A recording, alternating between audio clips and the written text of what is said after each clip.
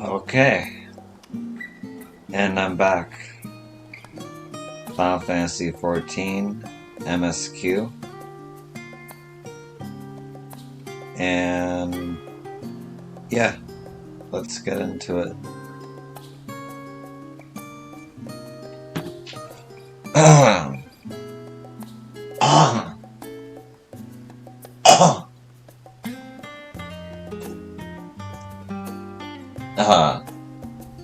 Okay.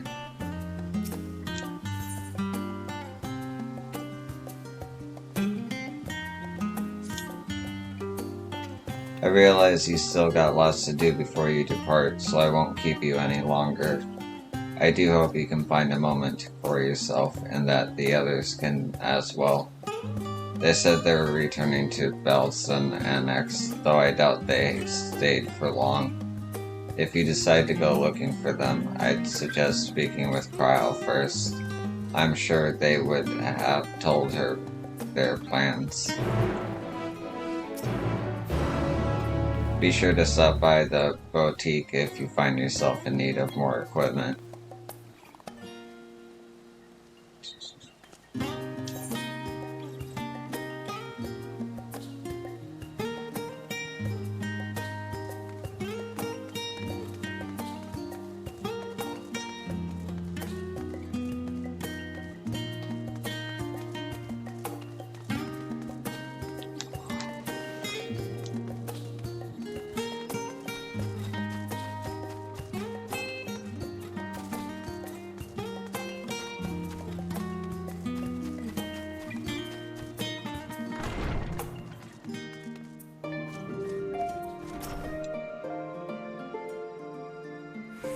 You're back. I take it you received your gift from Tatur. It was surprising long. It was a surprisingly long in the making. It was a surprise long in the making, with many, many long hours of fretting to get everything just right. I'm glad to see it realized with great success. If you're looking for the others, though, they've already taken their leave. Yustola, Thancred, and Oriante have gone to the last stand for a bite to eat. Alize and Gratia, meanwhile, though their time would be better spent poring over books at Namoron. As for Alphanode and Estinian, well, they've elected to pay a visit to the Leveniers estate, though Estinian seems somewhat reluctant to go. I'm sure they would all be glad for your company, if you've a mind to seek them out. Should you be feeling peckish, I'd suggest heading to the last stand before Yustola and the others finish eating. But above all else, it would be foolish to run headlong into battle, a fatigued mess, so do remember to get a good night's sleep. I have a few matters to attend to myself before you and the others depart for Ultima Thule. But rest assured, Tatsuro and I will keep everything in order while you're all away.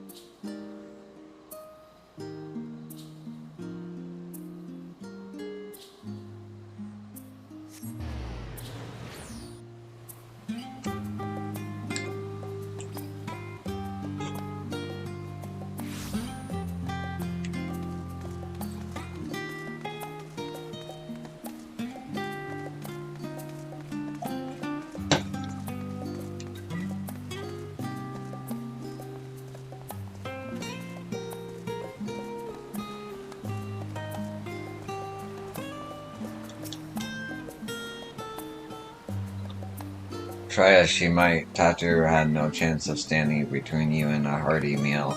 Don't worry, we saved some for you.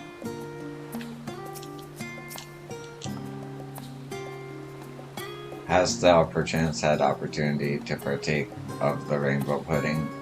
Owing to its striking flavor and somewhat garnish appearance, 'tis quite popular indeed, so popular that the last stand stock hath been entirely exhausted. I should hope at the very least pudding whey did sub upon this most delectable of desserts.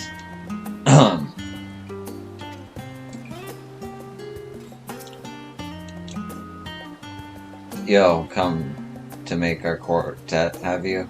Please have a seat and we'll see about getting you a drink.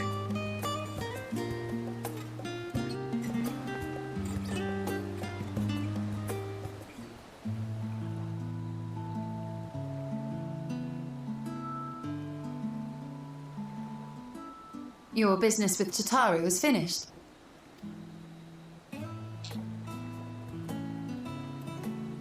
My, what a thoughtful surprise. Whatever would we do without her? Indeed. And she's right, you know. It hasn't been all doom and gloom. Feels like a lifetime ago that Master Louis Soir gathered us together to form the Circle of Knowing. Since then, we have experienced much. But rather than feeling wiser, the more I learn, the more I find my knowledge lacking. Forsooth. As a student, vainly did I believe that I held the secrets of creation in my grasp. Yet that which I had seized was but an insignificant sliver of what awaited in the wider world. Every encounter, every experience hath served to open mine eyes, enlightening and humbling me in equal measure. Even from those whom I called enemies have I learned many a valuable lesson.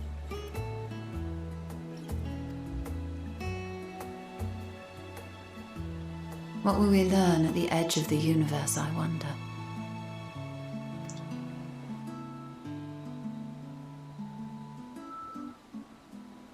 Ultima Thule, where the bringer of the end makes her nest.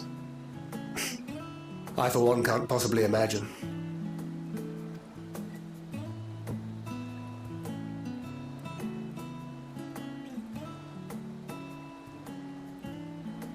But whatever awaits us there, we will survive. We must. For her.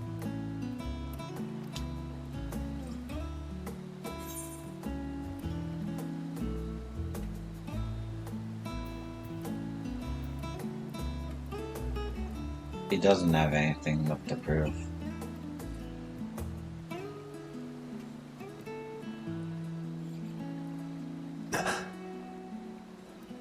Is aught the matter?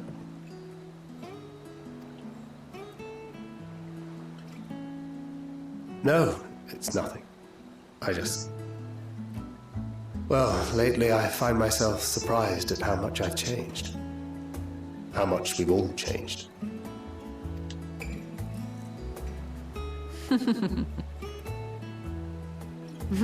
We've come far together, and if we have aught to say about it, we'll go further still. Aye, we will avert this calamity and return home. In preparation for which, we must give thought to what we hope to achieve after the proverbial dust has settled. What with the primals and Asians all but dealt with, I suppose we'll need to look for new hobbies. In all seriousness, though, in uniting to overcome a common foe, the disparate peoples of the world have found a way forward together. It's a truly gratifying sight to see. Indeed. Though it was many years in the making, we have successfully set in motion the gears of fundamental change. With this, we have fulfilled our humble role as a symbol of hope. And I dare say it is time to bow out. After all, there is no shortage of hands to bear the torch in our stead.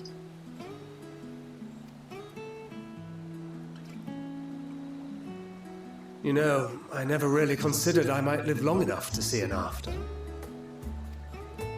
But even if my time as a scion came to an end, I don't expect that much will change.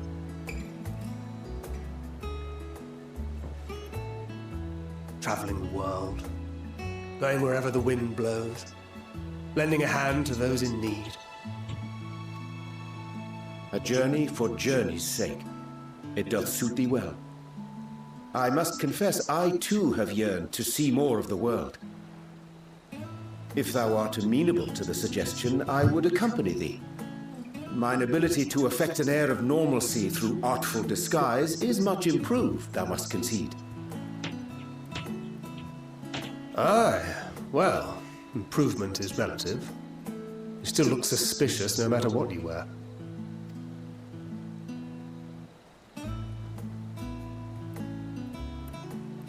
What of you, Ishtola? Any grand plans? Why, continue my quest for knowledge, naturally. To begin with, I wish to know the state of the reflections, to which end I must find a means to travel between worlds. 'Tis the least I must do if I am to keep my promise.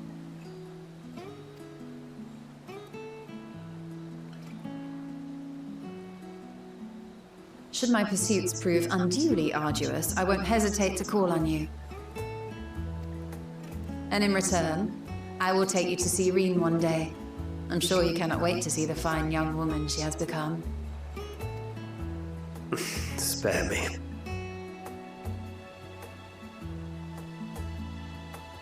And what of thee? What wouldst thou pursue at duty's end?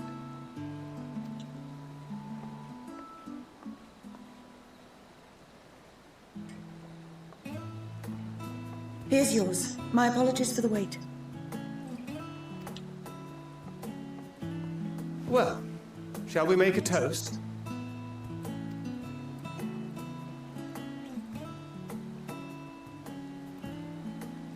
To victory. To our comrades. To the future of the star.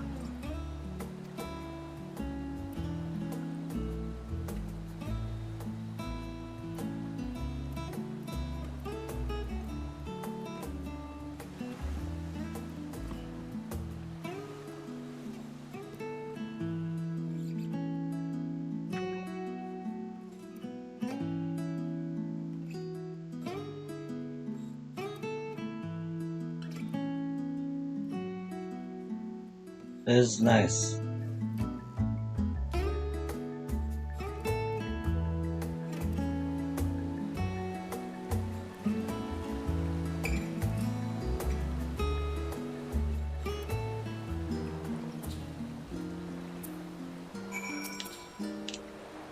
You can always count on your friends to help you maintain perspective. The pity might take a perverse pleasure in it. I'd like to think I could give as good as I get, though I'd fare better with the occasional assist from our consummate nodder. But it's all in good fun, and I wouldn't have it any other way.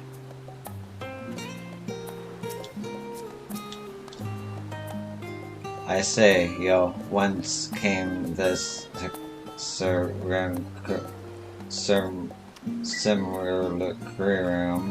that standeth beside thee?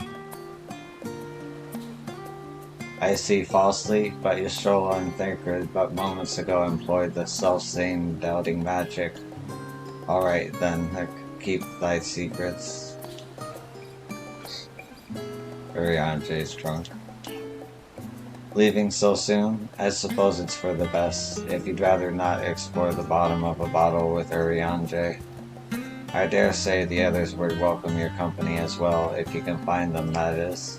In any case, as long as you make the most of your time, then that is all that matters. We will remain here a while longer, at the very least until Urianger finds his legs again.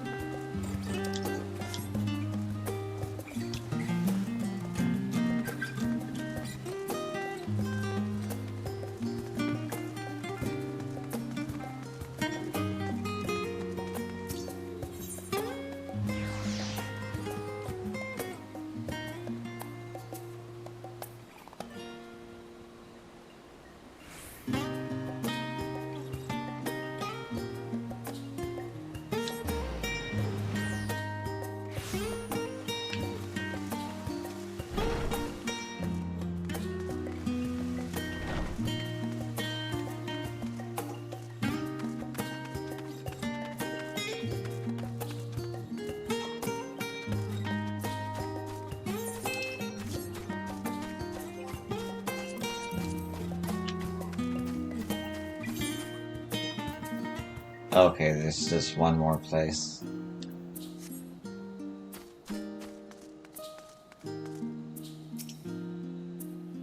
Snore.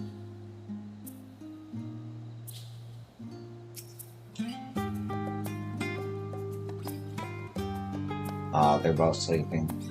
You try to speak with Halsey, but she is fast asleep.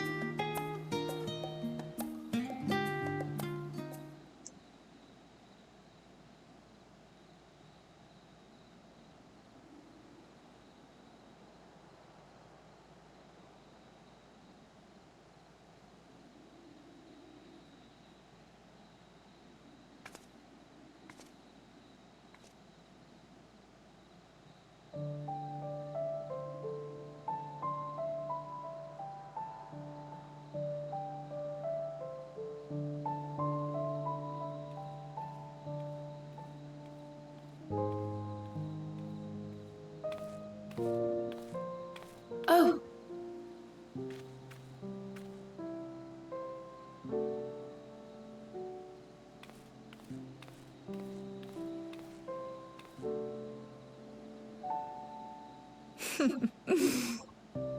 Knowing them, they're probably dreaming about the celestial adventures to come. Just as well. They've been running themselves ragged of late. Unlike you and the others, I'm a few steps removed from the danger and excitement. The things you all get up to never fail to impress me. But by the same token, I can't help but worry. Not only for your safety, but for your happiness.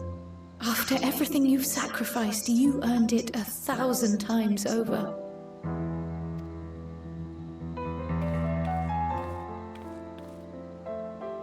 From the simple pleasures of tucking into a hearty meal or collapsing into a comfortable bed, to the grand triumphs of visiting legendary lands or finding true love. You deserve all the joy in the world. There is so much that life has to offer, so much to be treasured and shared with those we hold dear. So promise me this. Come what may, you won't give up on your own happiness. When you're out there fighting tooth and nail, it's all too easy to forget. But in the end, your passions will be your greatest strength of all. Remember that.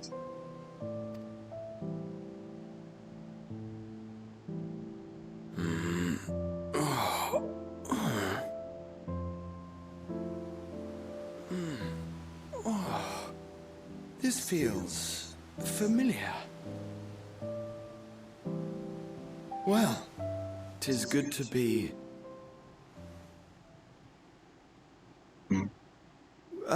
wait! What am I... Gods, don't tell me I fell asleep. Not that there's any shame in it, but you were sleeping like babies. Oh, how embarrassing.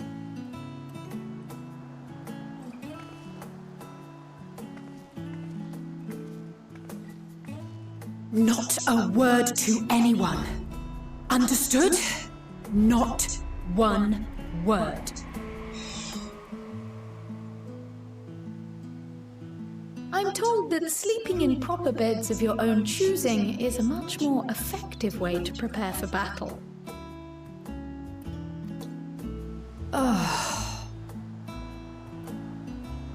So, what were the two of you doing here? I had a few books to return to the library. Thought I'd take care of it while I could. And you?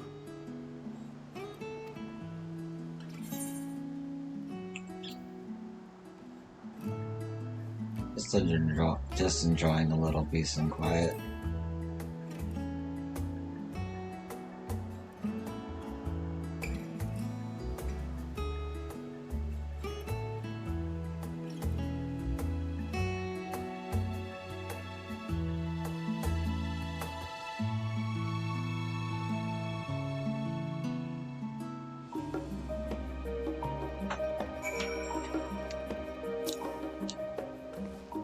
Gods, I didn't realize I was so tired. One moment I was resting my eyes, and the next, I should go and get some air. Maybe a quick bout of training, but not sleep. I'll sleep when I'm dead. That's enough reading for one day. As we don't know how long we'll be away, I'd best return these books before we depart. Andy, I'm absolutely famished. What about you?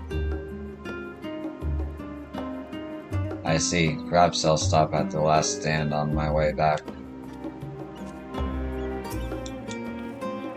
If nothing else, these two seem to be in good spirits. Still, I'll see them back to the annex for some proper rest, even if I have to drag them by their ears.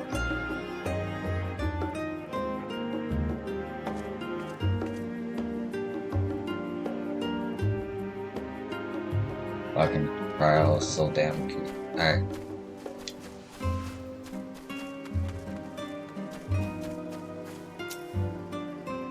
Oh, yo, I've come to the studium in order to study the ways of pudding. Alas, my creations don't jiggle as they should just yet, but I persevere.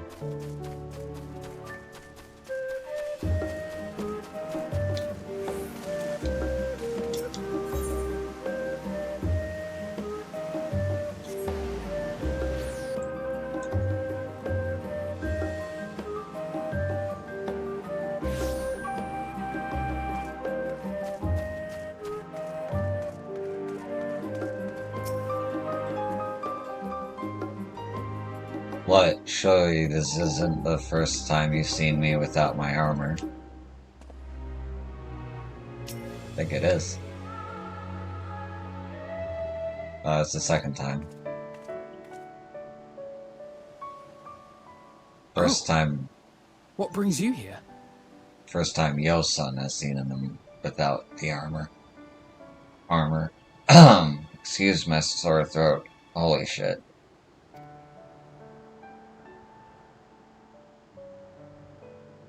Ah, so you were worried that the Levier household might again be gripped by turmoil.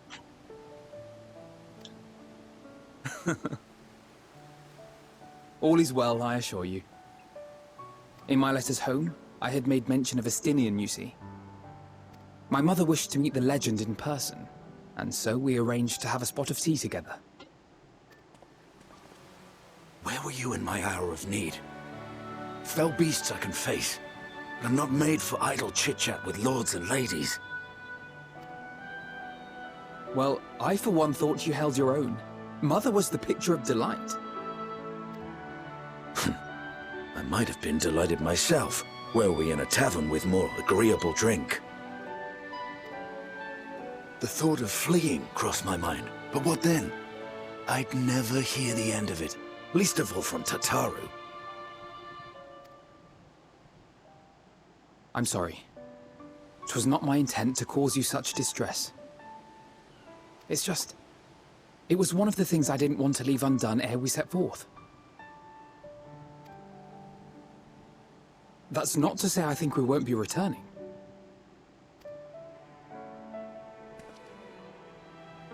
Yet, given what lies ahead, I did not wish to leave for later that which I could do today. After all, tomorrow is never promised. It's fine. Not like I had better things to do. Besides, seeing you with your mother brought back fond memories of my own. Be rich or poor, family is family.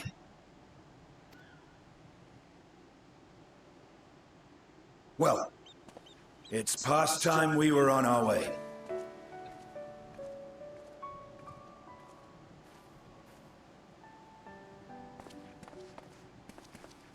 Wait!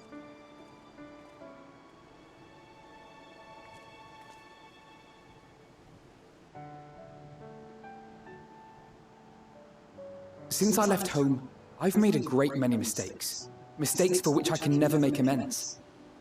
But through it all, you didn't give up on me. To have returned here with you at my side, It means more to me than you know.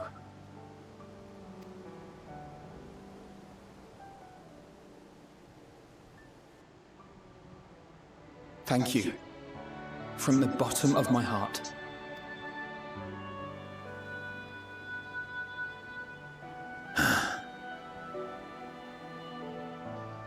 Forgive me, but it needed to be said. I'm the one who owes you thanks. Were it not for you, I would not be alive today, nor come to terms with Nidhogg's spirit. I am ever grateful.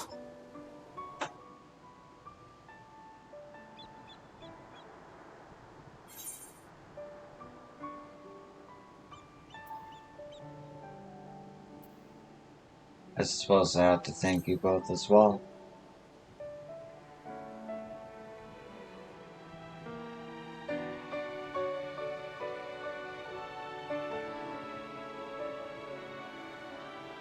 Well, we needn't make it a competition. You know, this must be what Hydaelyn meant when she spoke about depending on one another. However treacherous the road before us, together we will prevail.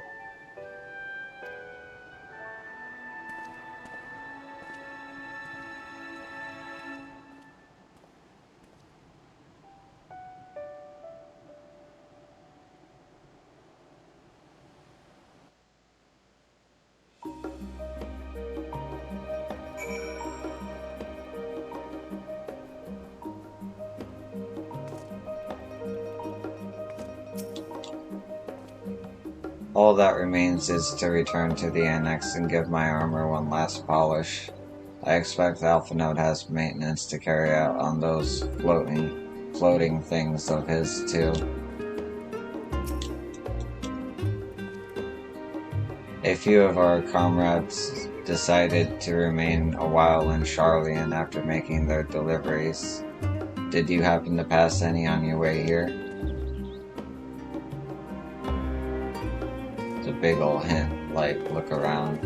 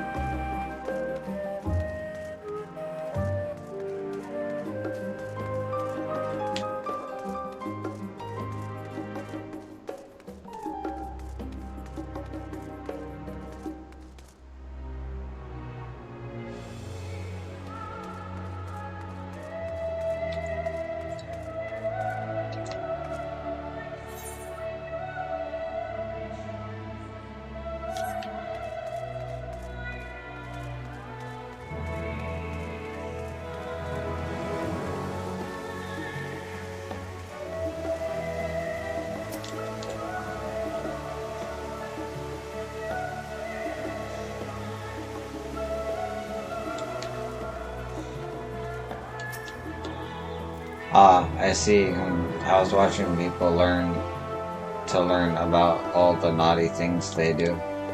Or not because I want to do the naughty things myself, of course. Perish the thought, so I can properly rebuke others when they do something naughty. Oh, cheating way.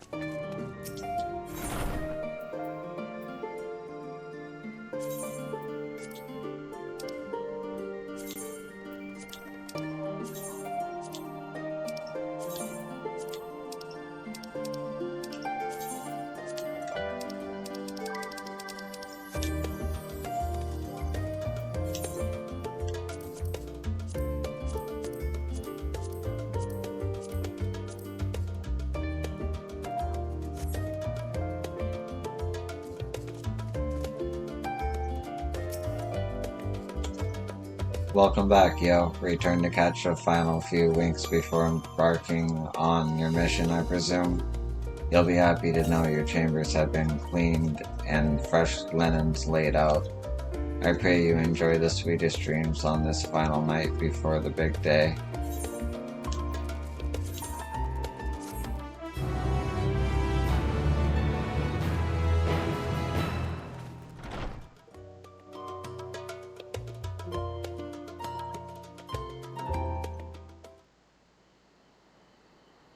That night at the Royal Manchery in Alamigo.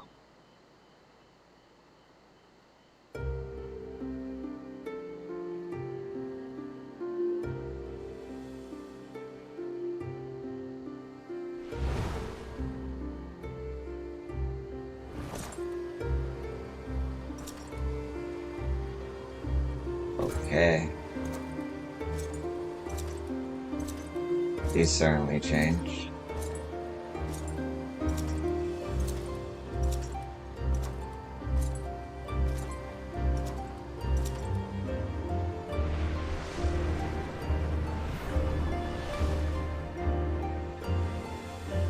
You will never get what you want.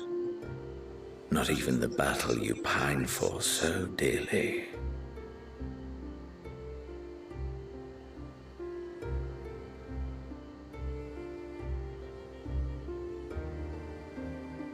In that transcendent moment, what was it that I sought in you?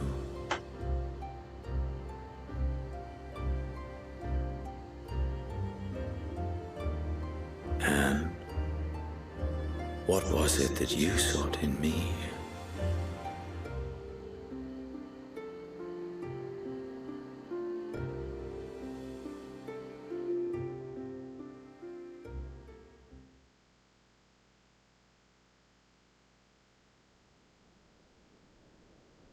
And thus it dawns,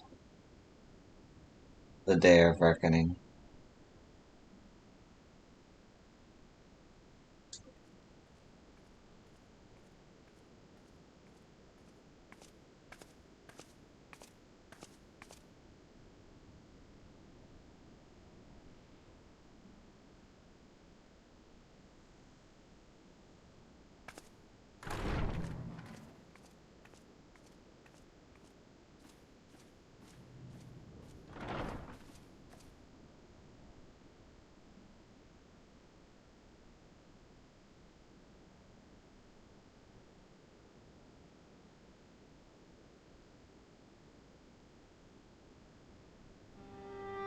How often have we thus assembled?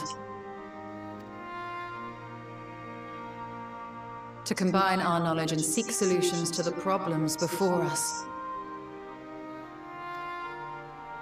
Back at the Waking Sands, it was all we could do to address the most minor of troubles. Who could have realized what we'd find when we began to look to the sources of the realm's woes? At the Rising Stones, we made great strides and shared many moments, from the joyous to the sorrowful.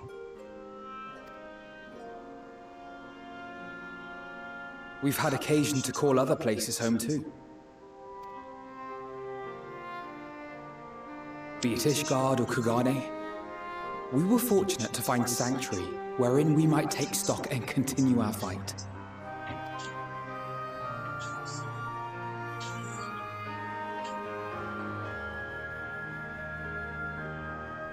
I was honored to host this company in the Crystarium, to stand with you all as we confronted the truth of the star itself.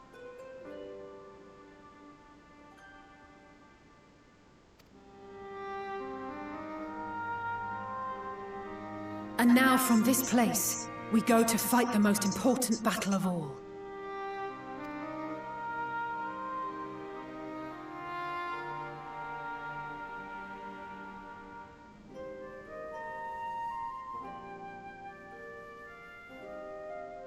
The Forum has sent word.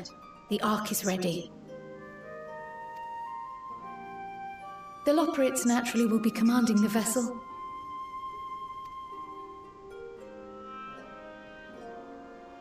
They will see the 8 of you to Ultima Thule.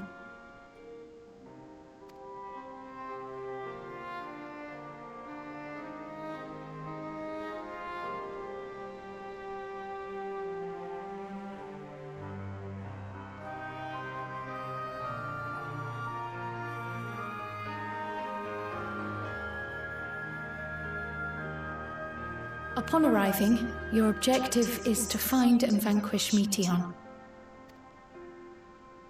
As a final formality, the Forum bade me ascertain your resolve. So, are you certain you wish to do this?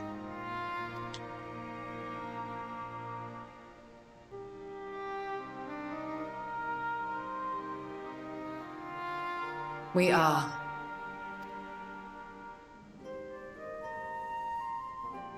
Then, ere you report to Thalmasane, I leave you with these words.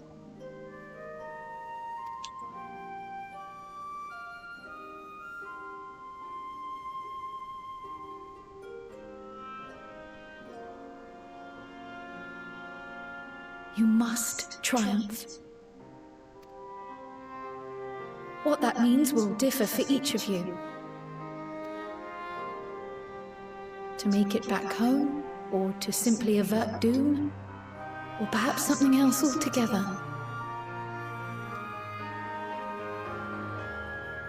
Yet whatever it is that drives you, I have faith in its power to see you through.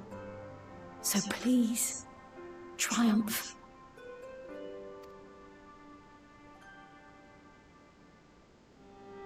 Triumph, as we who remain behind believe you will.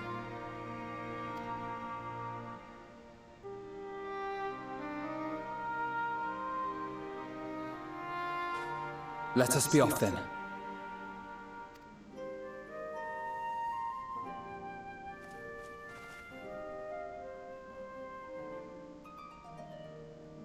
Wait!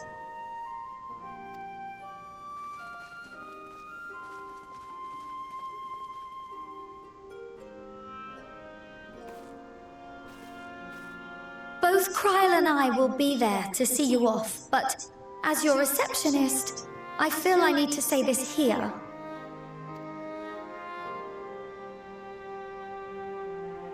Safe journey, all of you, and be safe.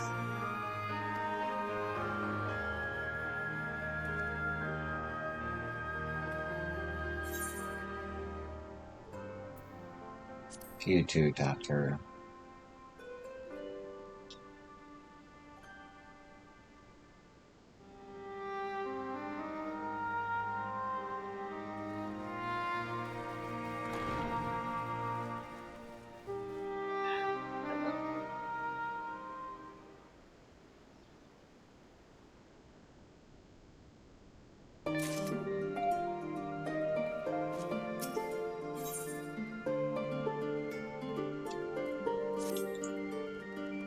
I suppose this is where we part ways, for now at least. Would that I had sage words of wisdom to share ere you depart. Mayhap the teachings of Bald's son will suffice. Surrender not to anger or hatred, he said. Look beyond them and there find true strength. What one sees beyond is open to interpretation, I think, but for me it would be the things I cherish most in life, things I believe are worth fighting for. Something to consider as you venture onto the sea of stars.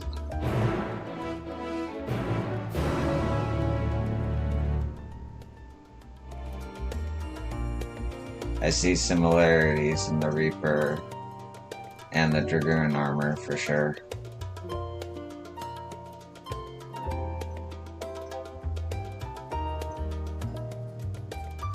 The Reaper has a more dress-like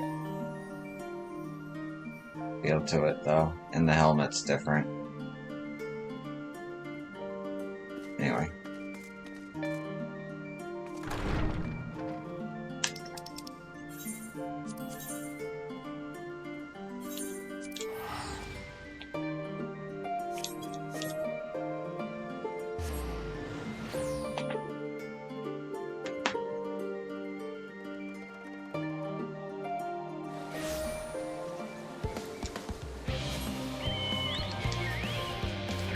Lie, motherfucker.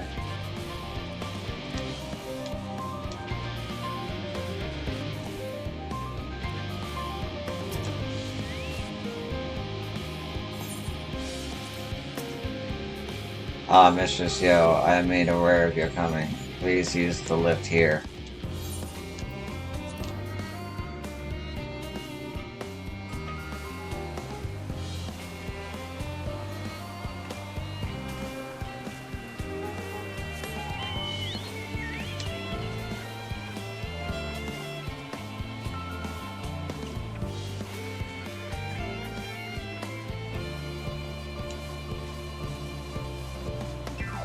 Hold up.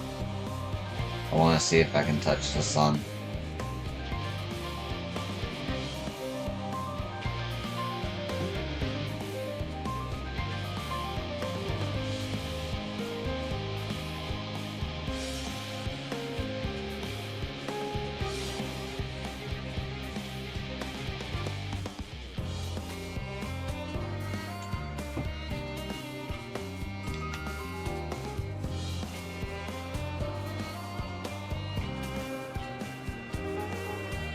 Am I still going up?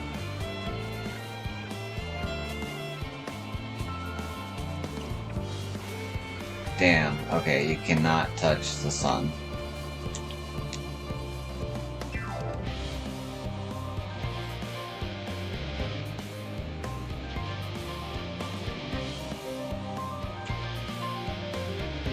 It's a big zone.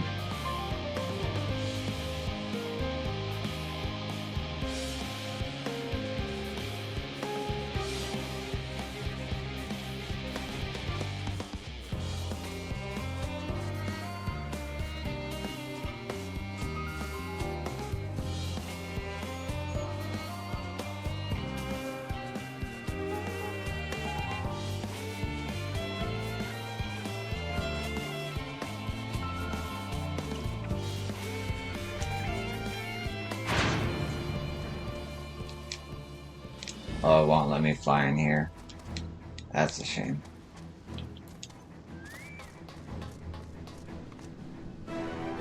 Whoa.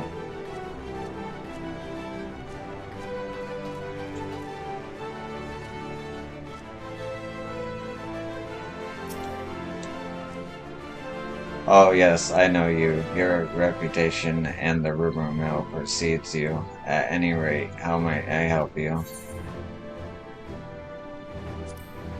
I am a researcher, and I have long since been involved in the Ark's construction. I confess I am conflicted about the culmination of our efforts. While I am proud of what we have accomplished, it also means that the final days are close at hand.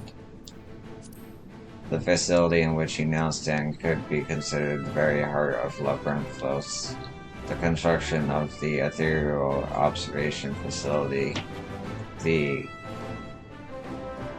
IATA scope, allowed us to direct contact with Heidelin, granting us eyes to see the truth. It is that event which inspired us to name this location Thamazan. When plans for the Ark were set in motion, a dark guard was erected here to facilitate its development. Such information, of course, was kept secret, privy only to those with direct knowledge of the projects.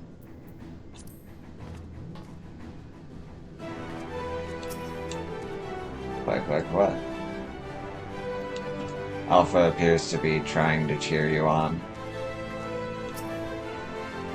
The miniature model of Omega appears to be staring intently at the Ark.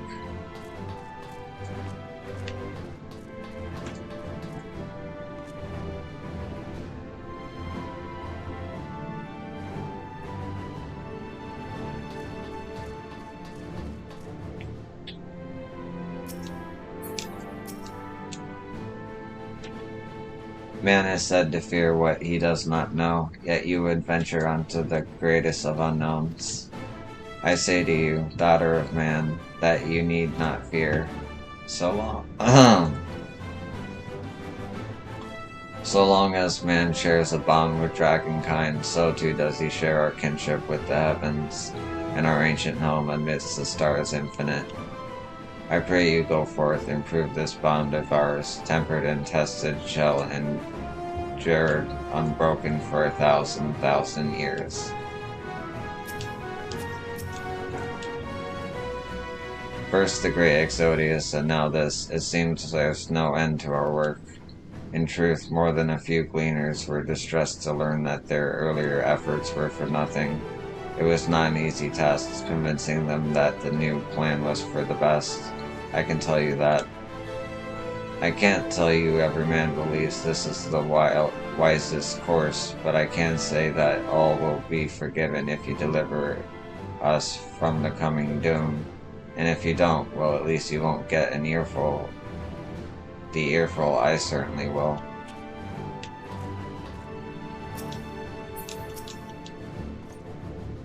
It is troubling enough that brute Sicard left without warning, leaving me to carry all those cumbersome containers.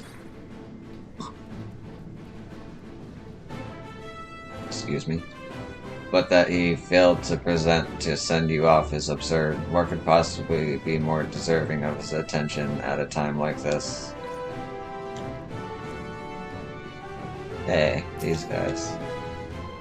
It's no easy thing to say, leave the star to us, but we must and we will. As proud members of the Scions, we have a duty to uphold. And we needn't do so alone. Those dark days when we were driven from the Rising Stones and hunted as traitors are a thing of the past. We have allies in abundance now. Which is to say, you needn't worry about us. Go forth in knowledge that the Scions will labor without rest in your absence. Though our fellow Scions couldn't be here, they wanted me to tell you that no matter what calamity may befall us, they will never give up, and neither should you.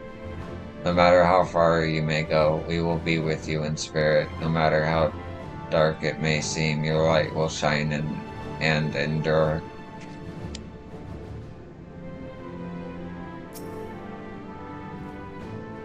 Mistress Cryle tells me your investigation into my theories on Akasa and its relation to the final days has made clear the source of our woes. I am elated to know my work was of some benefit, but I could not have shared it had you not rescued me from the tower that day. I yet owe a great debt, one I may never fully repay, but I shall try nonetheless. Not only through my research, but through my desire to see you succeed, which I believe may influence the Akasa in our favor, small though the effect may be. Yes, so long as we have hope, there is a chance we may influence the outcome of this calamity.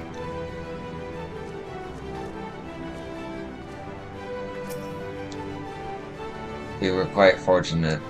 The Loperit's hyperhopper was based on principles similar to those of aetheology. Integrating it with the Ark's existing systems might well have been impossible otherwise. We may have Charlian's wealth of knowledge at our disposal, but theirs is technology far beyond anything we had ever studied. You are familiar with teleportation magics, yes? The momentary conversion of the body into ether that it may travel via the life stream from one physical point to another. Their hyperhopper enables transport through a similar method, but not one involving the life stream. Rather, it utilizes highly condensed ether to create an ethereal current of its own. The current is exponentially faster and more powerful than the naturally occurring ones to which we are accustomed. So much so, in fact, that the ethereal conversion of the physical form is not a prerequisite for traversal. If you are concerned about the side effects, such as ethereal sickness, you needn't be. You should emerge at your destination hale and whole, in theory. At the very least, I can assure you it is safer than the experimental Aetherius you used to reach at Rats at Han.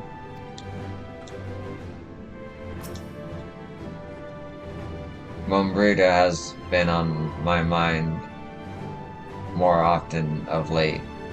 How different her life might have been if not for our research into teleportation magics. Perhaps she would have never gained an interest in aetherological studies. But to abandon our work out of misplaced guilt for who she could have been would be a disservice to the memory of who she was. Nay, it was because of her that we found the resolve to carry on, and now we stand at the edge of a new frontier, with the ship ready to bear you unto the distant stars and beyond. This arc is as much her accomplishment as it is ours. I regret nothing.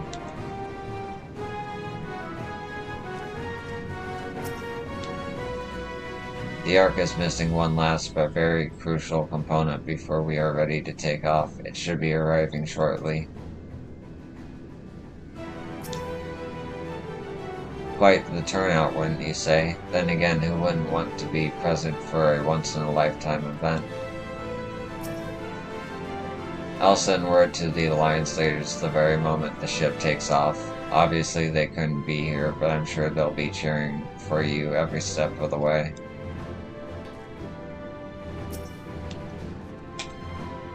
Let us hear what Father has to say. They said work on the Ark is finished, but you certainly wouldn't know by looking at it. I wasn't expecting quite so many people to be seeing us off. This is the pinnacle of aetherochemistry, a synthesis of modern innovation and ancient wisdom of Alag. The Ark's engine appears to be capable of processing condensed ether in quantities I never thought possible. That even Wilson and Blodia should be in attendance is most unexpected, but I am nonetheless heartened by their presence. So this is the ship that will bear us unto Ultima Thule. For so many to see us off like this seems wholly unnecessary. Still, I'll not begrudge them for wishing us well. Ooh, that was a lot.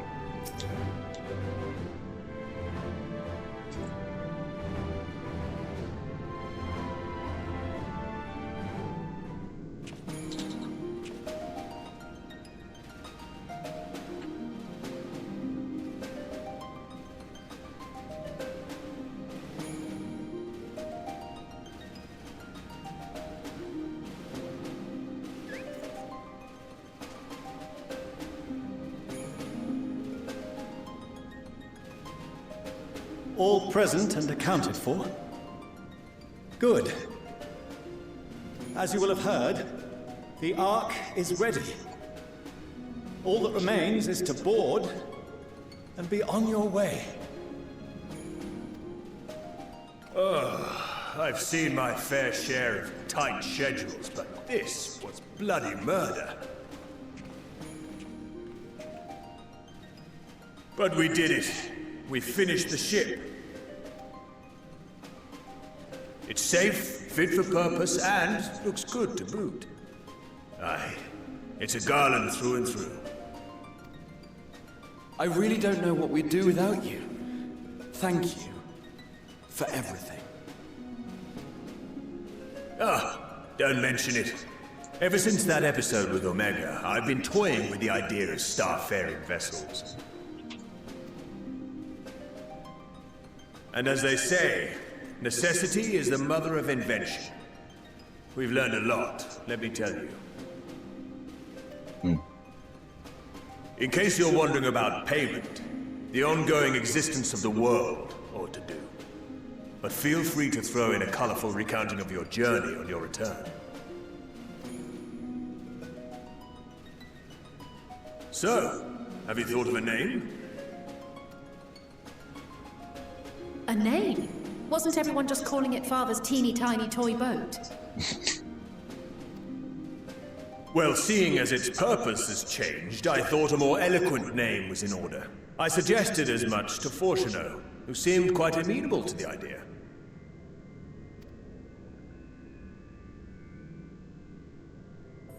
As you know, this vessel is the culmination of heretofore unprecedented collaboration. And though said collaboration is owed to the Scions, there is another whose noble deeds made our work possible.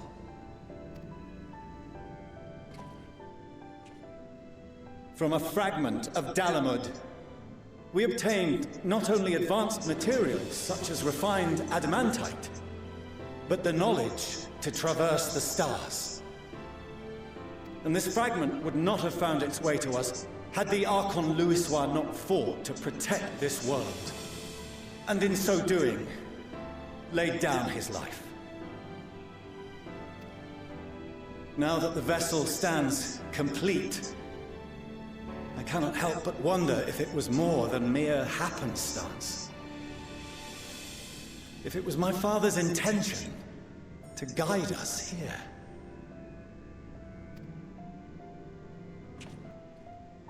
In the hopes that his guidance will see you all safely home, I name the vessel after that self-same fragment of Dalamud he delivered unto us.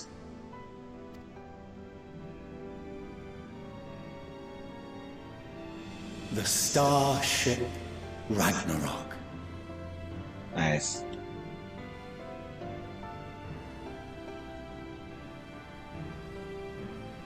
Final Fantasy VIII reference.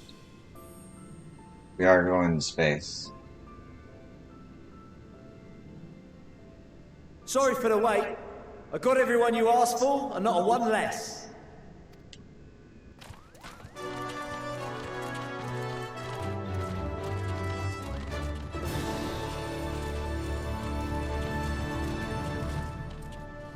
What are you all doing here? Oh, I invited them. The representatives of those tribes with religious inclinations. You've done a fine job of readying the Ragnarok, but for it to take flight, we'll of course need the power of the Mother Crystal. Given its immense size, however, transporting it would be an absolute logistical nightmare, not to mention we'd need to shatter it into tiny shards for feeding to the engines. But a brilliant idea came to me. We convert the crystal's energy into forms that can transport themselves!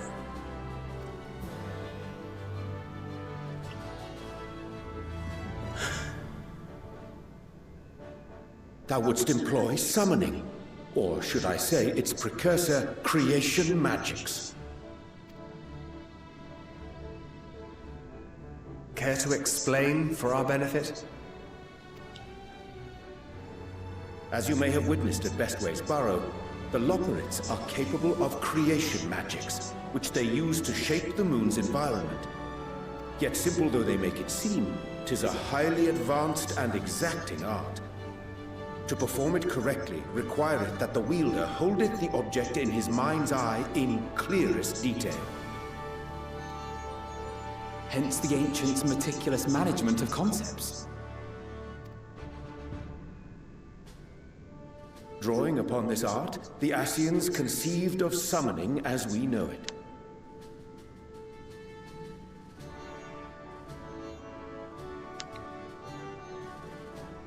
A derivative that replaceth the complexity of concepts with the simplicity of zealotry to make manifest a creation.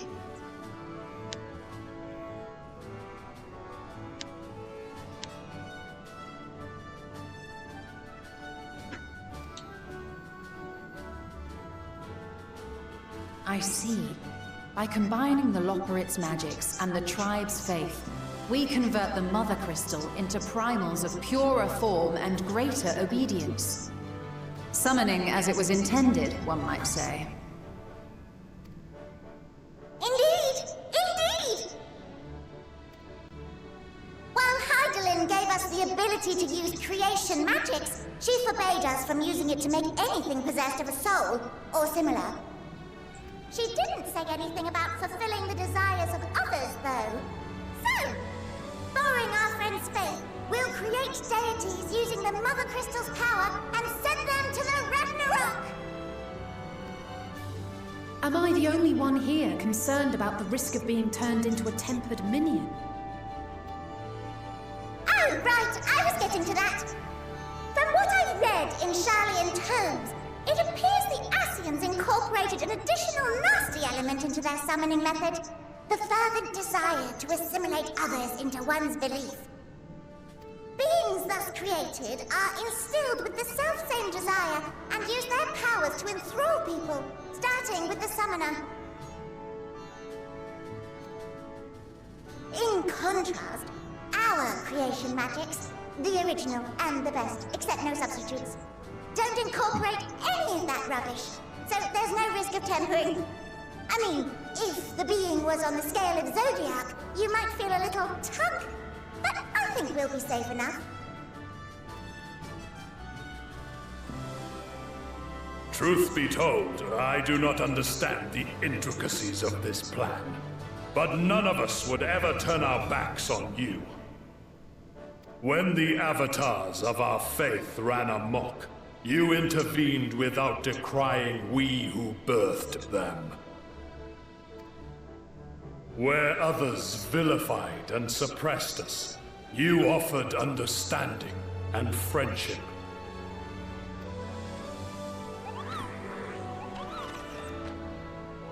In gratitude, we will share with you the true expressions of our gods. Not malevolent deities, but benevolent saviors.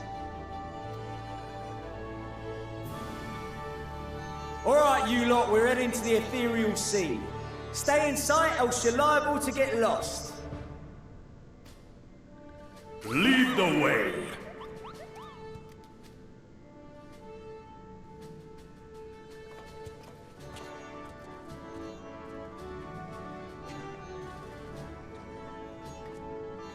May we have a moment? In anticipation of the day man might journey to the stars, we developed these.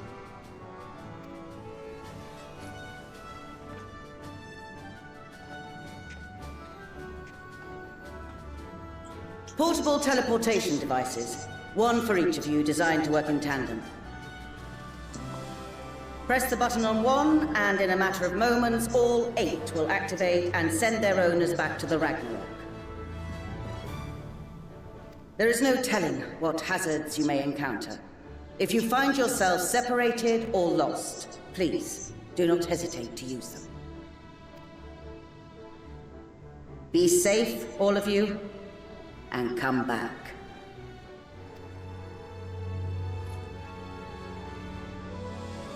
You as well. I pray you take care. Looks like everything is in order, so I'll go ahead and board. A few of my fellows will remain to assist with the summonings, but rest assured, the vessel won't want for competent crewing.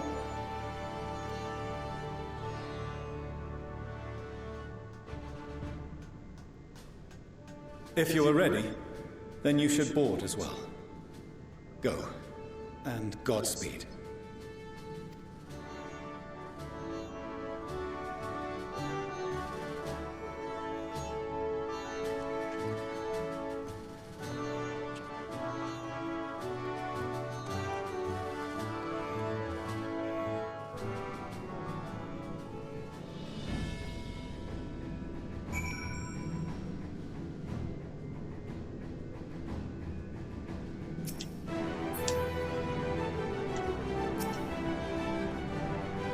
The Millions will not be joining us, I'm afraid. She cannot bear to watch our children embark on so perilous a mission.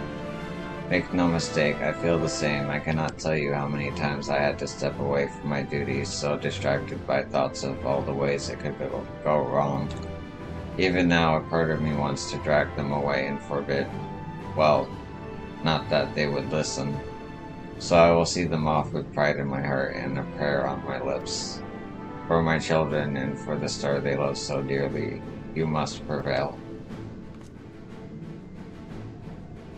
Do they have the same dialogue?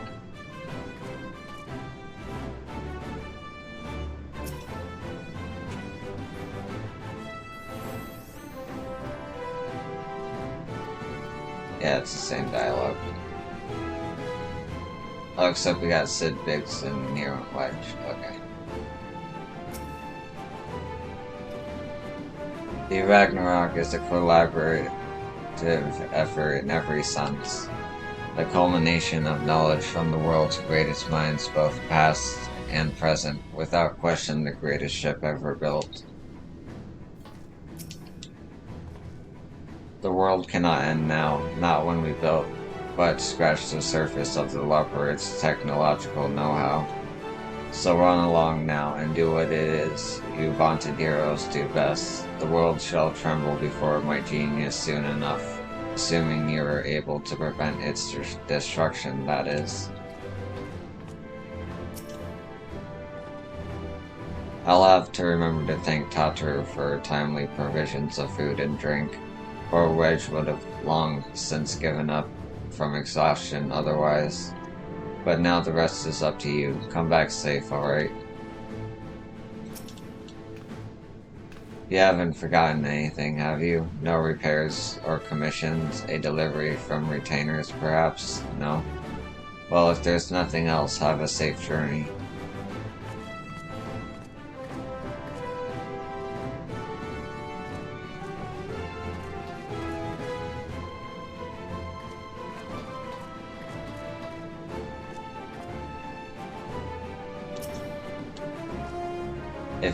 If you would come this way, I will direct you to the bridge.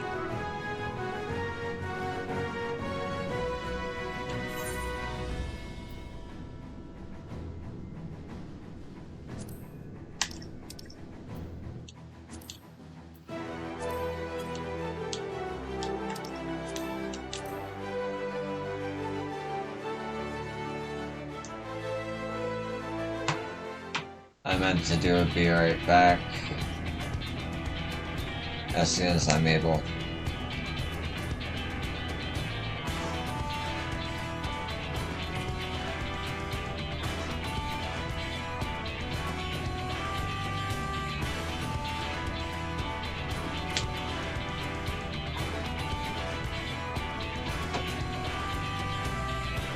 Sleeping away.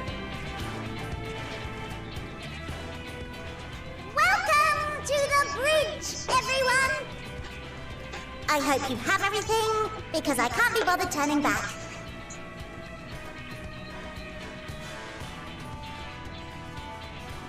Right then, make yourselves comfortable. We're setting off in just a moment. Okay, I'll be right back.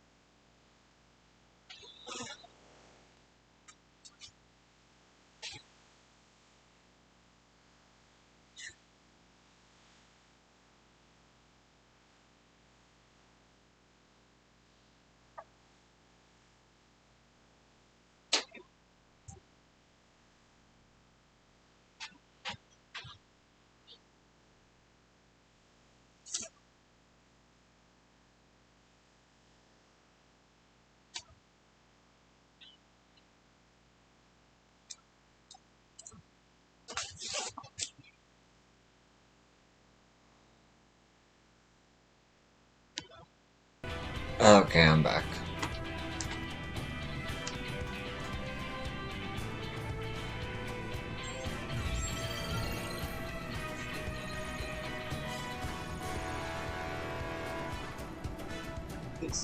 It's incredible.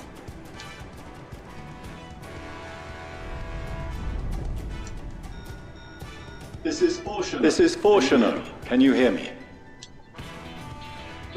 The preparations for the summonings are complete.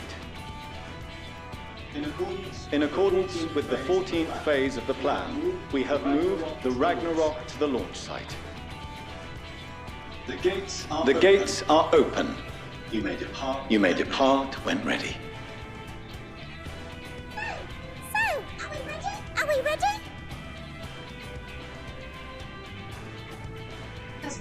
As ready as we'll ever be. Let's get going. Oh, come on. The burned out star's got more fire in its belly. Try it again. With feeling.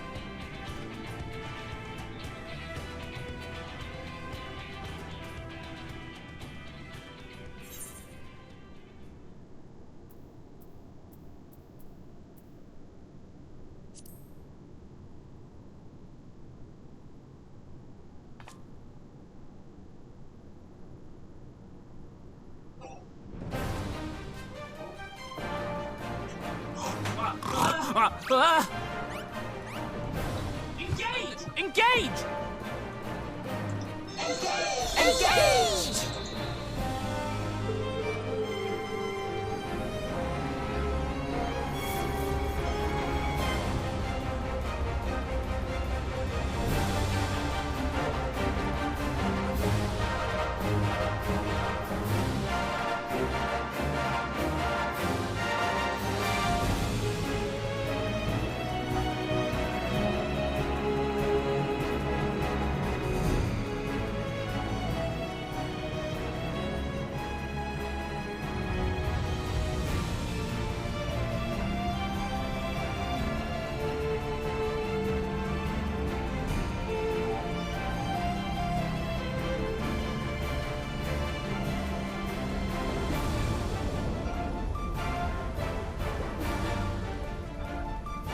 Going to space.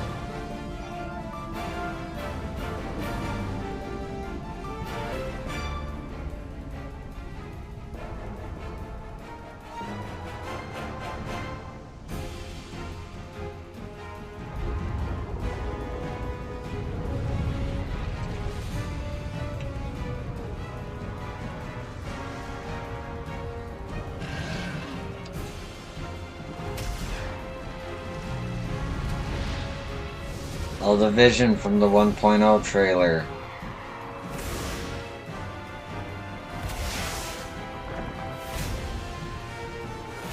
So that's what it meant.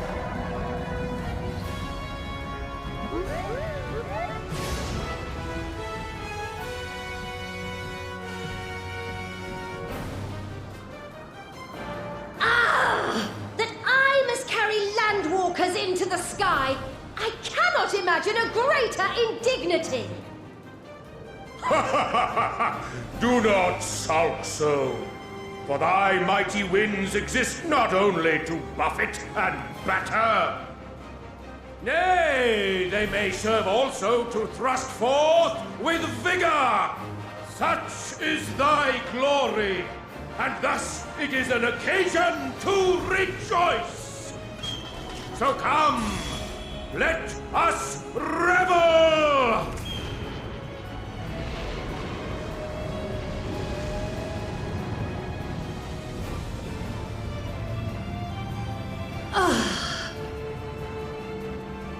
So long as the wind blows freely, I suppose all is as it should be in creation.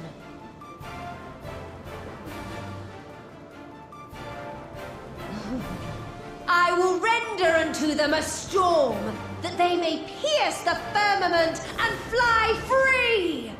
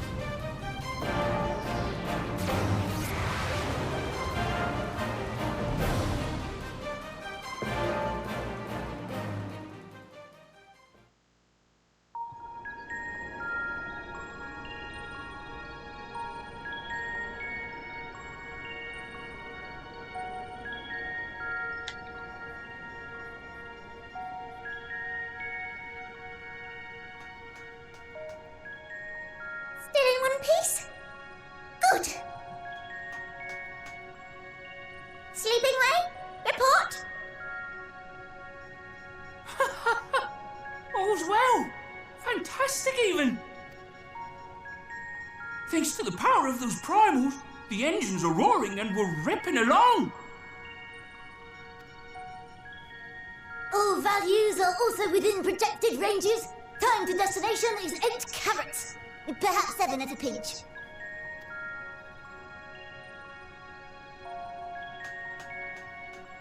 Alright, let's go over some points of caution.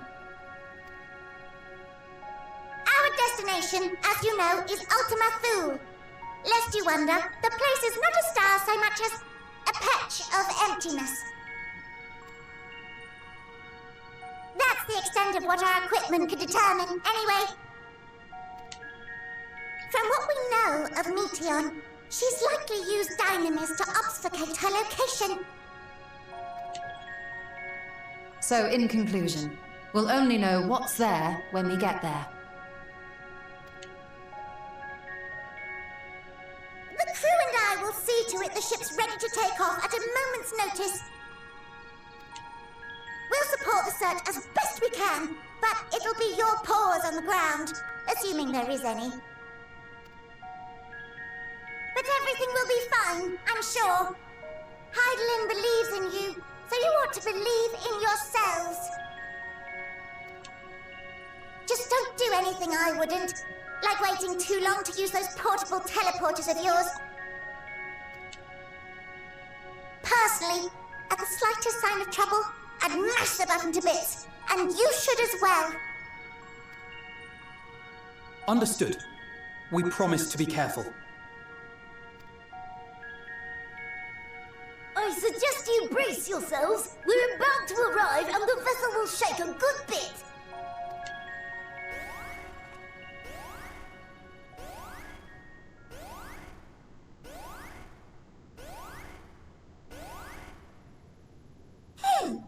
What is this? Something is interfering with the equipment.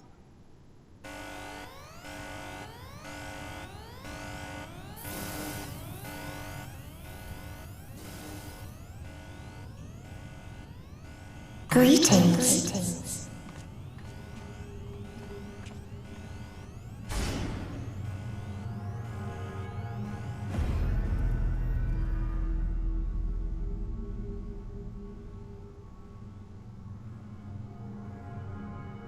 Greetings. Can you hear me?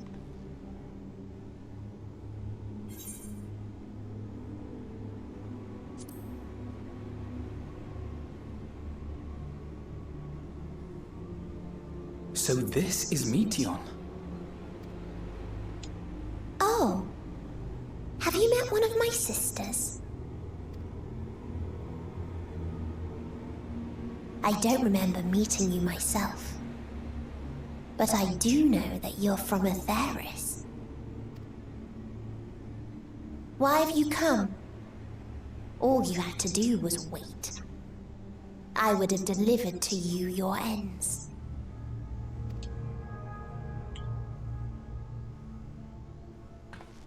We didn't ask for that.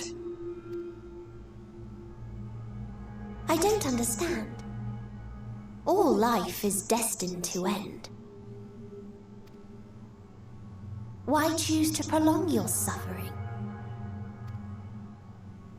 Effort, ambition, love, they amount to naught. Happiness, should you find it, is inevitably lost, stolen away by events beyond your control. There is no logic nor meaning in it. You think there is. Convince yourselves. But it's all a cruel accident.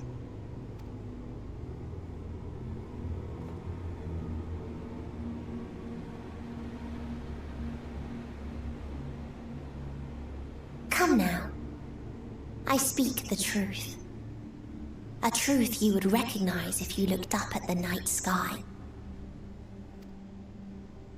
Unbroken emptiness. Cold, dark, and silent. Your world, like every other, is but a blemish upon its perfect fabric. Life is an anomaly. It is unnatural and cannot continue.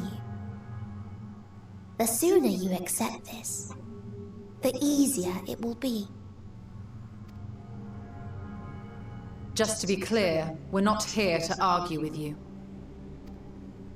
We know that life is fleeting, and that in the short time we have it, we're not assured happiness.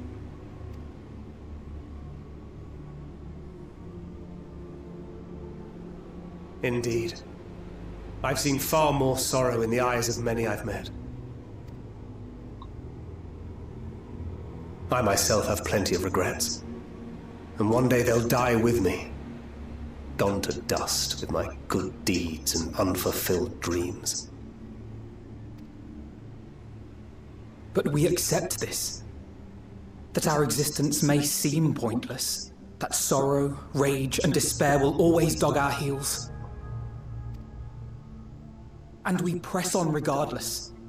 That is why Hydaelyn guided us here. In her boundless love for mankind, she has prepared us for this trial, and in her name, we have come for you.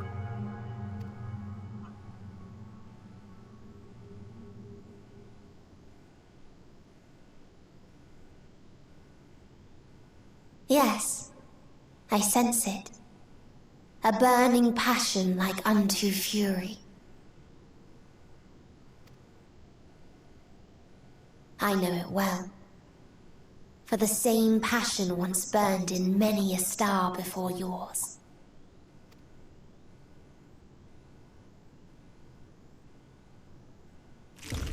Suffocated Jesus. and extinguished now.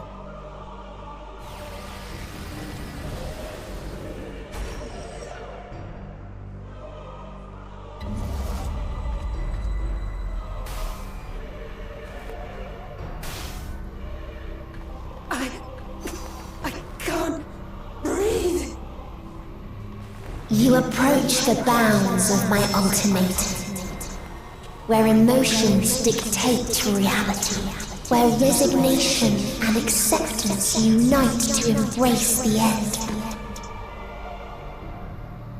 where those who yet valiantly cling to life cannot thrive.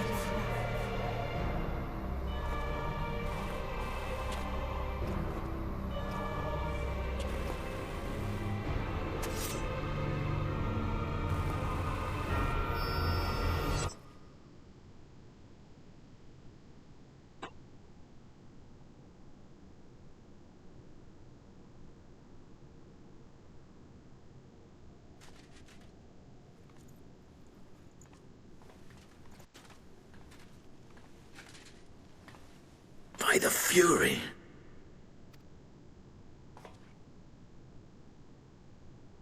Thancred?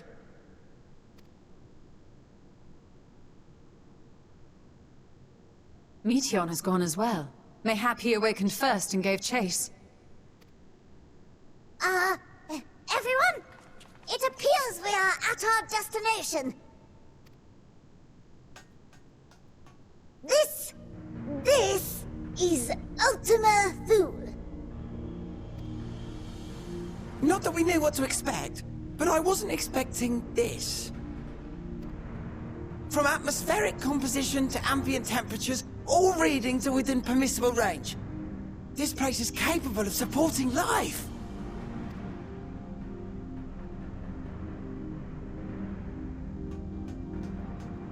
If that's the case, then Thancred may well have gone on ahead. Let's go and have a look.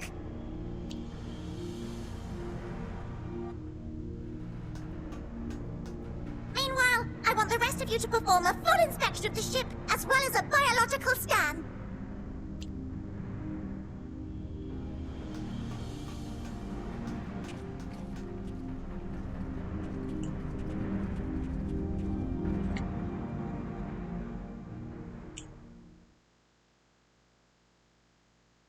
So it was that the brave wayfarers arrived at last at Dream's End.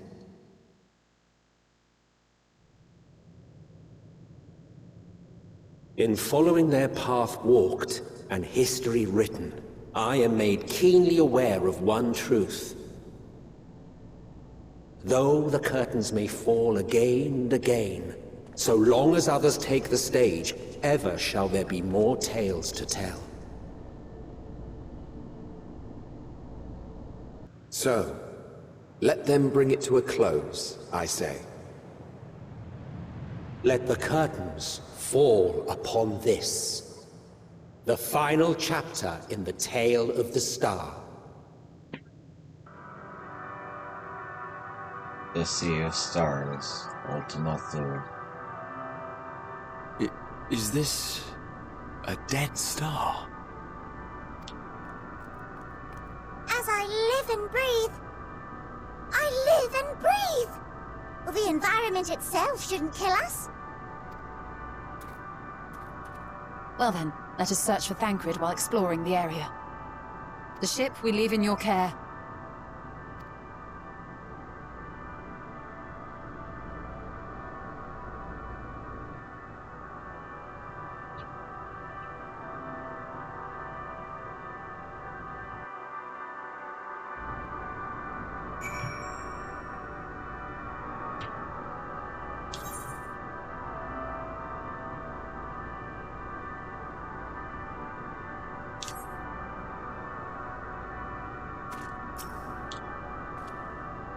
If Meteon should strike again with such overwhelming force, I honestly don't know how we are to oppose her.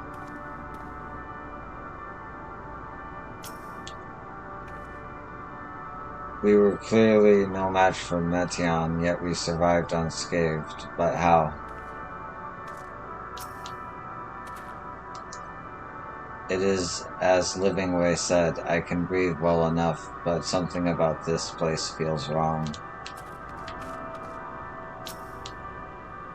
It's so dark, I can barely see anything.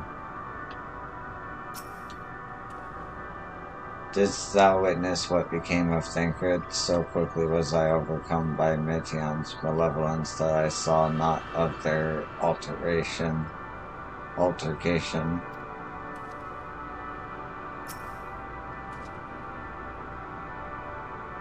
There is a disorienting feeling about this place, as if I could lose my footing at any moment. We must be careful.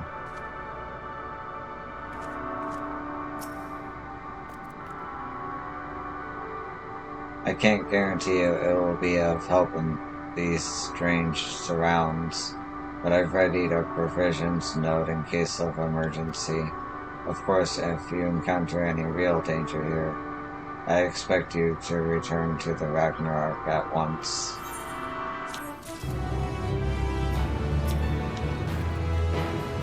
Don't hesitate to make the most of the provisions note. There's no telling what you might run into out there, or if anything we have to offer might help.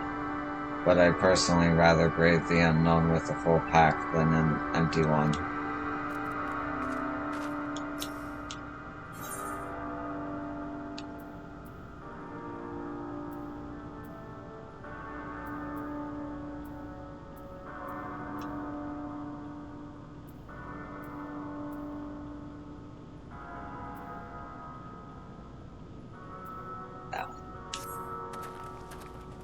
We're fortunate this place can support life, albeit barely, I suspect given the torpid, stale quality of the air.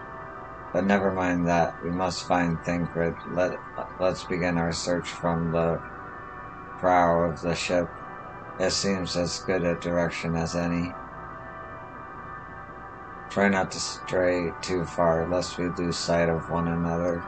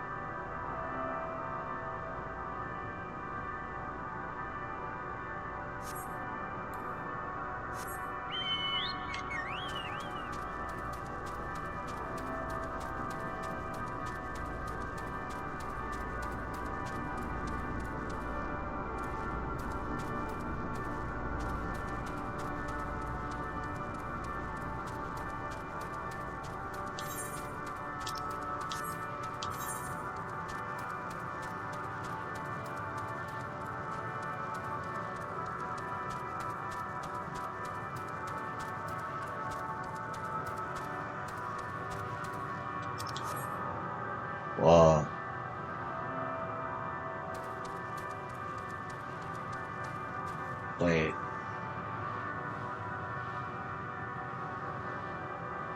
What's a dragon statue doing here?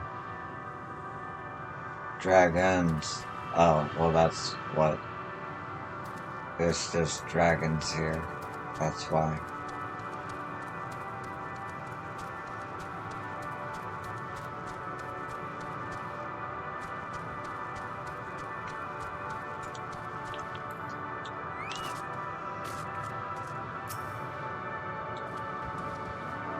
These remains have long since turned to ash, and yet they retain their form.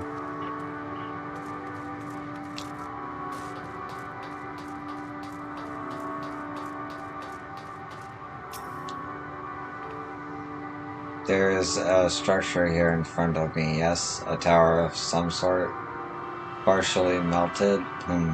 In a strange twist of fate, it seems our perception of this place is not so different as it would be elsewhere. The world as I used to see it, it feels as though I'm dreaming while awake. This is more than the faded memory Meteon led us to believe. What was this, I wonder?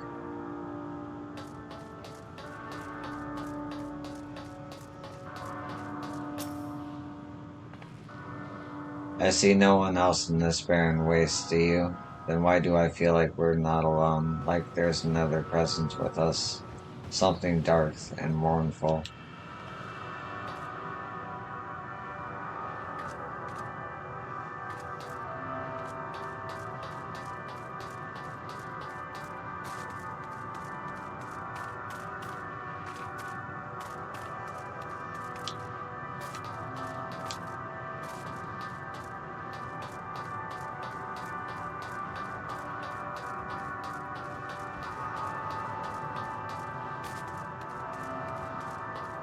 Huh. No Estinian.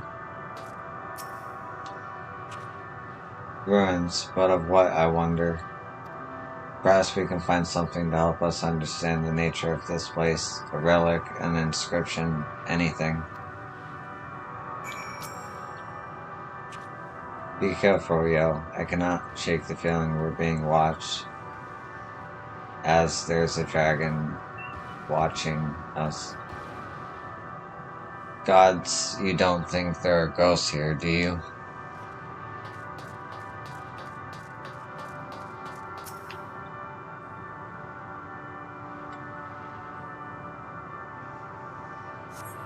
The metallic pillar has been partially melted, likely sometime in the distant past. The damage does not appear to have been inflicted deliberately. Rather, it calls to mind the indiscriminate destruction often wrought in the heat of battle.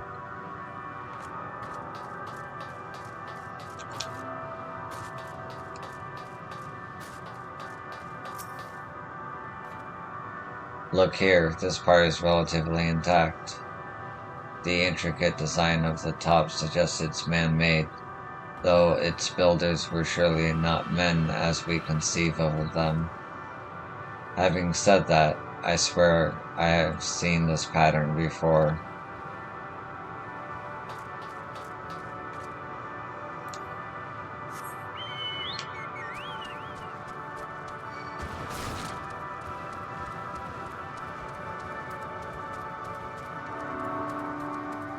Oh, there's Estinian.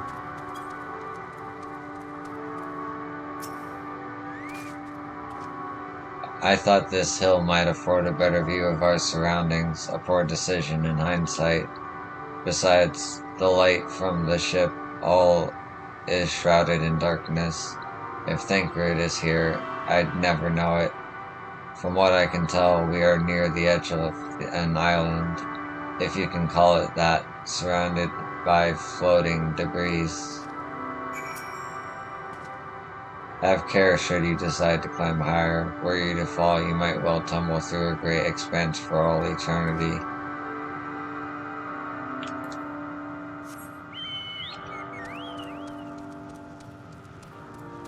This music is like nice but uncomfortable at the same time.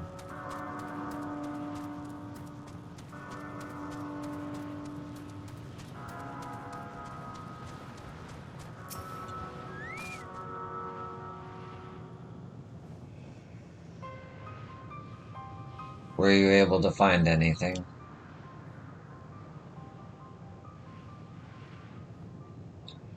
As I feared, and still no trace of Thancred.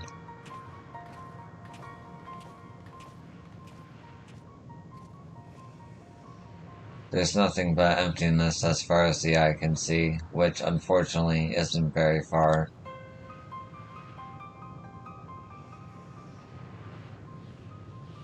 Though I can't help but suspect that someone or something is here. There are times when I sense it drawing close, and then a chill washes over me, leaving me exhausted, leaving me with feelings of death and anguish.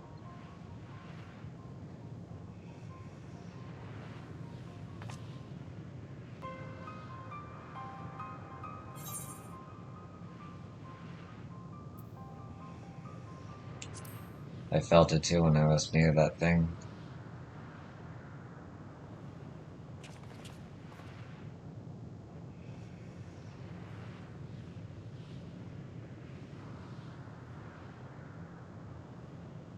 What are you talking about? There's nothing there.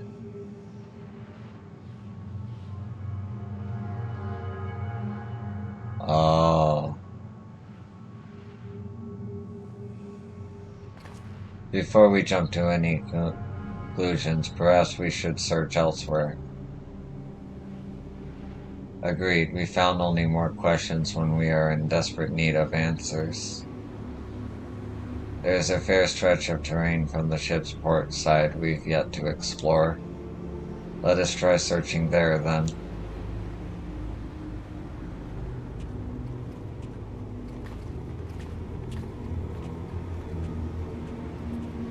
Yo, a word before we join the others. Can he see it too?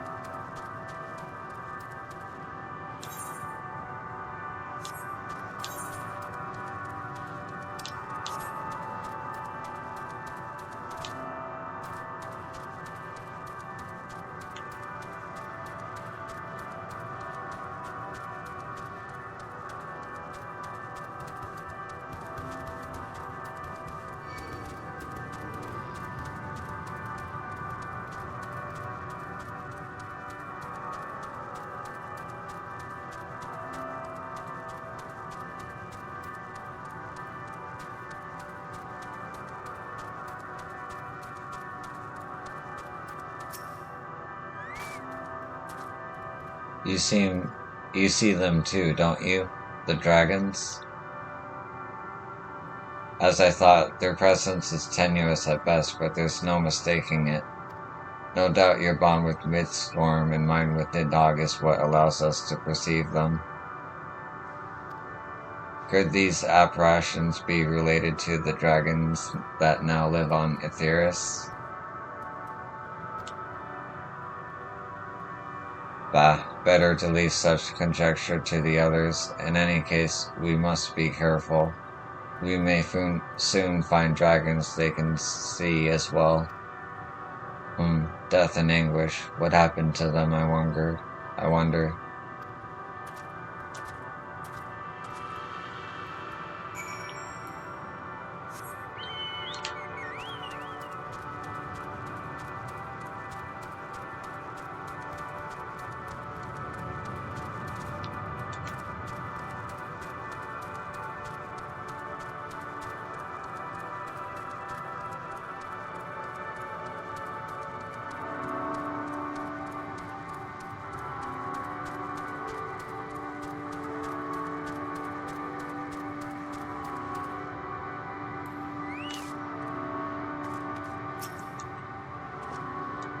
It seems these dragons have yet to succumb completely to the darkness of this place, meaning the others should see them as well. Dragons, 'tis truly they are not of our world, but to find them in a prison of despair. Surely mine eyes deceive me. This cannot be possible. My sight may have been restored after a fashion, but I fear what I see cannot be trusted. It's as if Meteon herself has etched these images upon my heart. I doubt not that such a feat is within her power, given that she constructed this sanctuary herself. Look, there. Are those ghosts, do you think?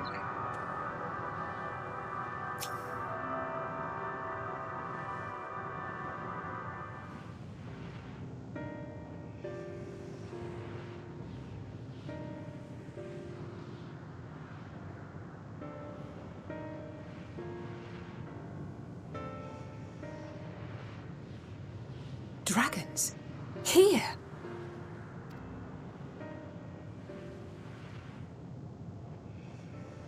What you see is a memory of a world that once was. A world suffering a slow death, whose denizens cried out for the release of oblivion. What? Their world is dead? It is. Not a single life remains upon that husk floating in the vast emptiness.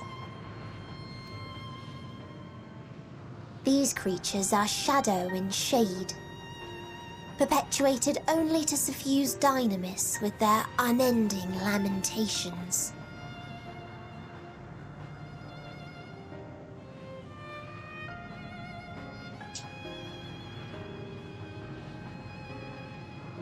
Our friend Thancred. Where is he? A strange question. He is at your side, is he not? Oh, yes. He is here and there, and everywhere within this space. He would tell you himself if he had form to form words.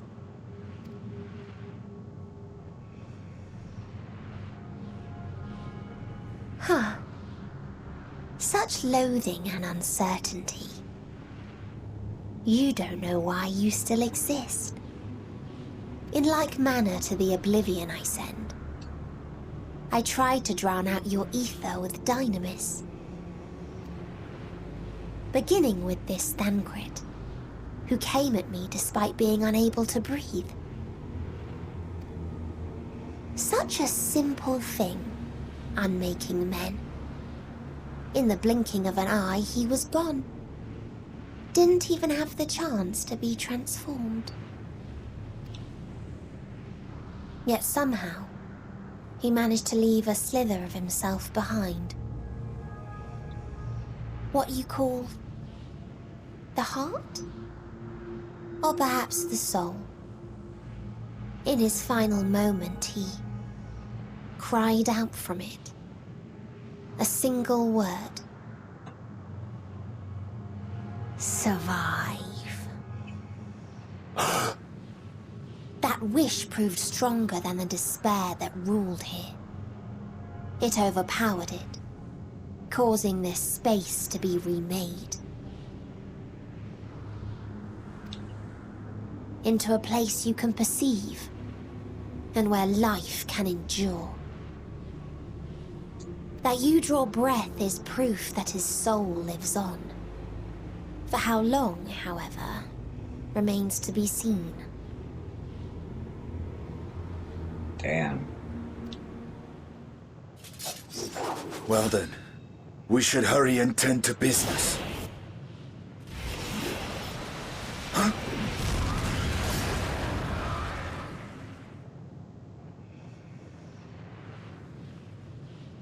It's futile.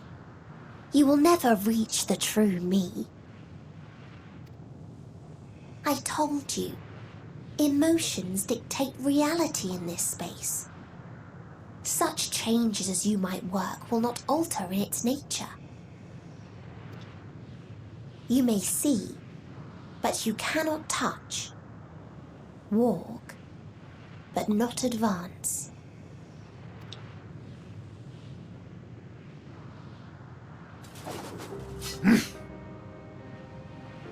Meteon holds too much sway here.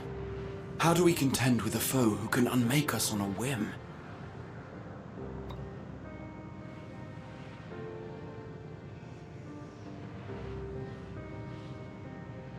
I do not know. But Thancred gave his life that we might come this far. We must press on. Agreed. We cannot turn tail here. Not without something to show for our comrade's sacrifice.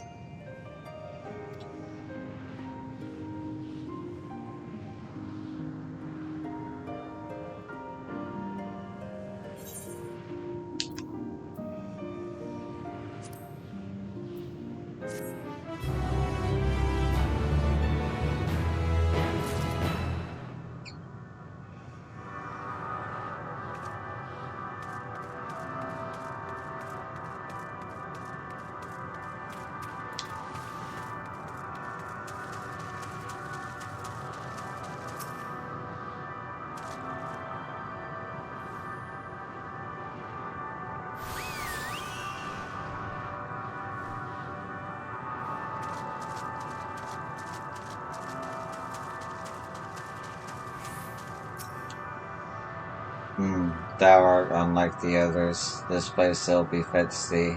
Do not tarry over long.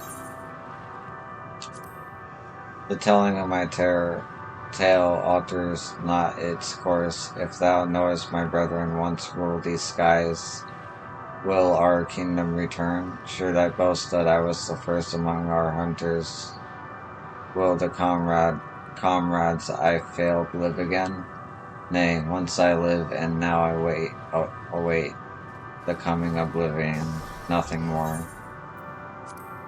This is not our home. To our home did come this metal demons, who of life and joy scoured it clean.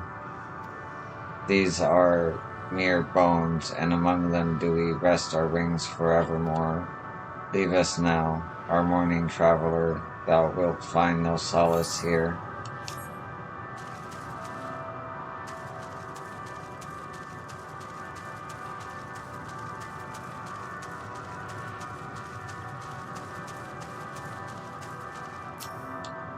Drink not of this spring, tainted are its waters, and thy dainty from hath not the capacity to withstand it.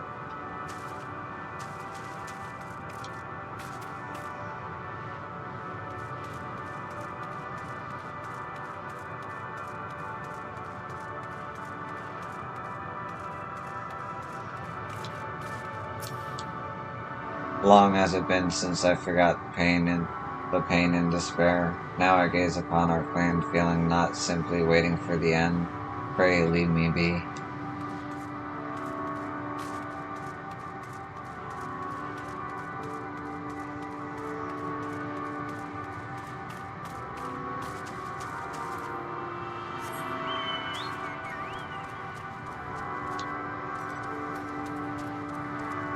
A lot of these guys. Ere the metal came, my kin were many and splendid, elegant worms like unto ripples on the water, worms possessed of limbs so powerful as to rend the land in twain, worms I have long since forgotten, faces lost to the tides of time.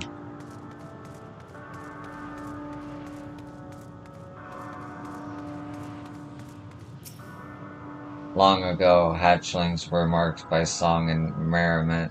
Alas, such joy will never be ours again. Nay, we shall curse the machines that stole all we held dear unto the end of time.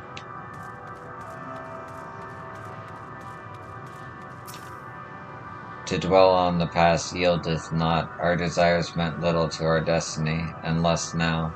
Yet regrets find me nevertheless.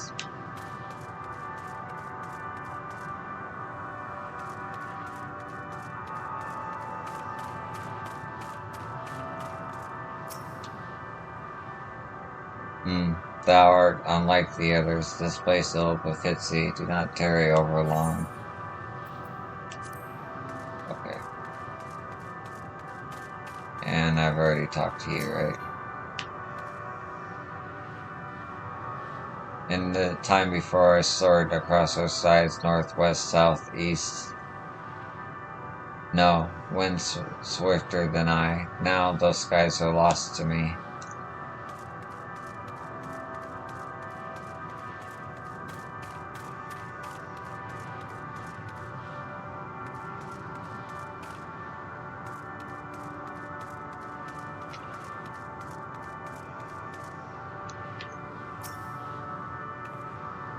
His will was strong enough to reshape ultimate Thule that we might survive, that I might see him again. His sacrifice must not be wasted. I understand now why the leopards were surprised to find that this environment could sustain life there but for Thancred's sacrifice. It's hard to believe Thancred was able to overcome Metreon's will, yet here we are. Would that the price for his victory had not been so high. My aim was true. I had her. How are we to defeat an enemy we cannot attack?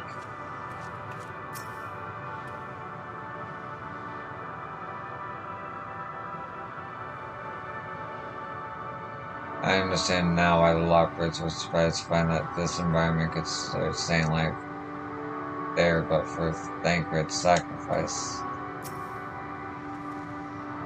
He can't really be gone, can he? Metion herself said his soul persists, that he is the reason we are still breathing. If so, then maybe.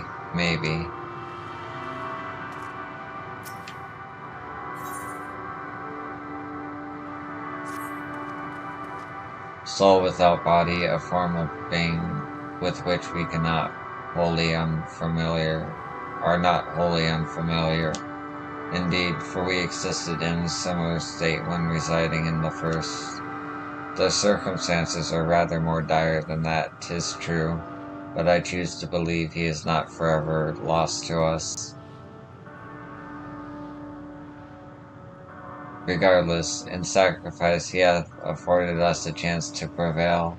Let us not squander it, and ascertain the nature of this realm that we might confront and defeat Metion.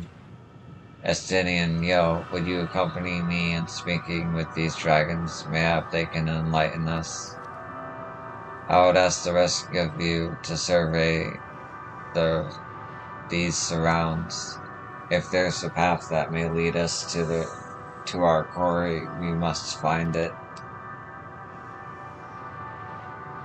Very well, we can reconvene here when everyone has finished. Metion said these dragons are shadow and shade from a world whose denizens sought oblivion. As such, they're not like to be amenable to company, let alone conversation, so please be careful.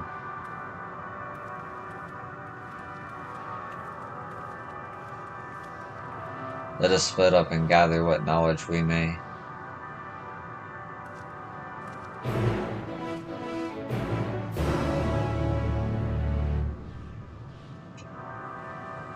Okay.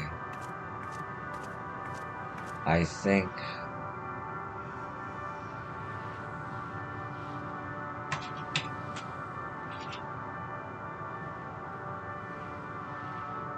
I'm gonna call it there.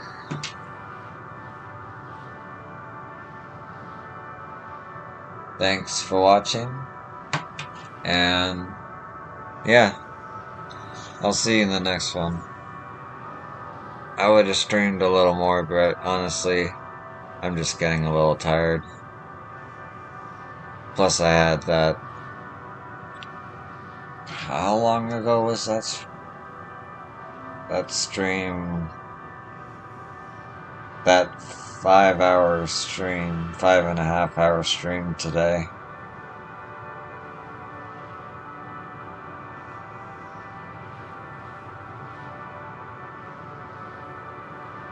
This is good. This is a good place to stop. I'll see you in the next one. Peace.